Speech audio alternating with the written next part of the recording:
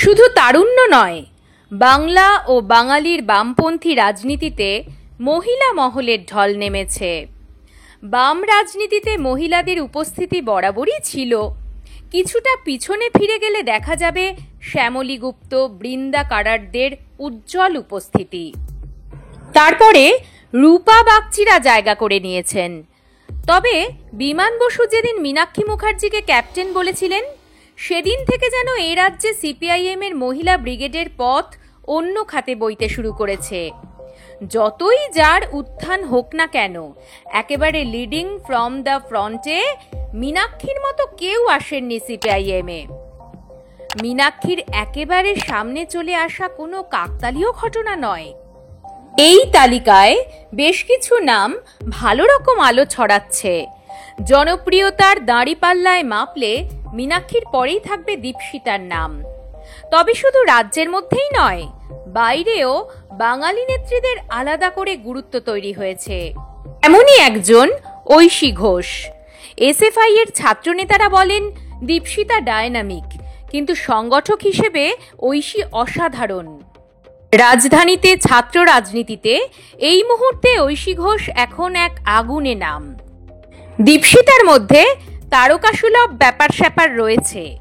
ঐশী কিন্তু একেবারে old school ছাত্র রাজনীতির বলয়ে নিজেকে রেখে দিয়েছেন। আর অ্যাক্টিভিটি ভীষণই সিপিআইএম তথা মার্ক্সবাদী নেতাদের তত্ত্বগত পথ ধরে এগোচ্ছে।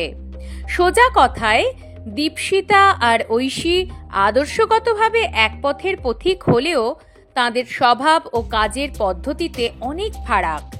এমনটা হতেই পারে।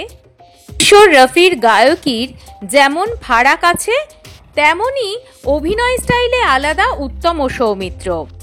একইভাবে ধোনি, বিরাট, মেসি, রোনাল্ডোর খেলার ধরনে তফাৎ আছে। এই পর্যন্ত সবই স্বাভাবিক, কিন্তু গুরু শিষ্যের মধ্যে তো একটা মিল থাকবে।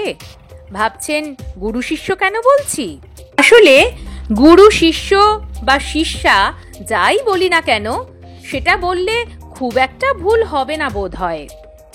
ঘটনা হলো, নয়াদিল্লির বিখ্যাত ইউনিভার্সিটি জেএনইউতে দীপশিতার হাত ধরেই বামপন্থী রাজনীতিতে পা রাখা ঐশীর।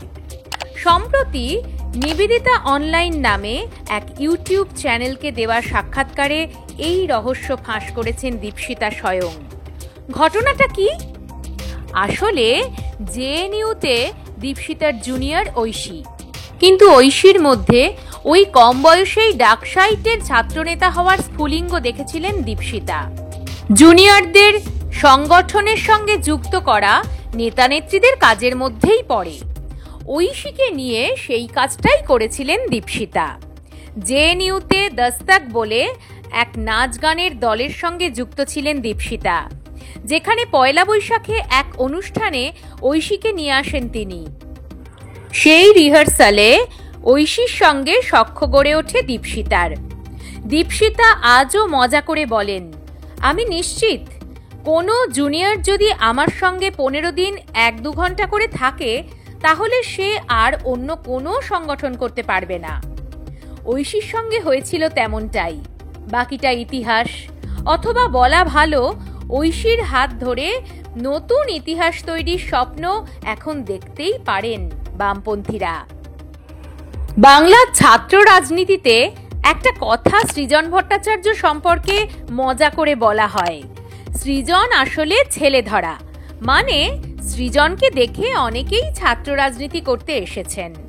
সৃজন সেই উঠে আসা ছেলে বা মেয়েদের যত্ন করে নিয়ে তৈরি করেন। ভবিষ্যতের নেতা গড়ার কারিগর বলা হয় তাকে। দীপশিতাও অনেকটা সেই রকমই। তাঁর হাত ধরে উঠে এসেছেন ঐশীর মতো ভবিষ্যতের নেত্রী।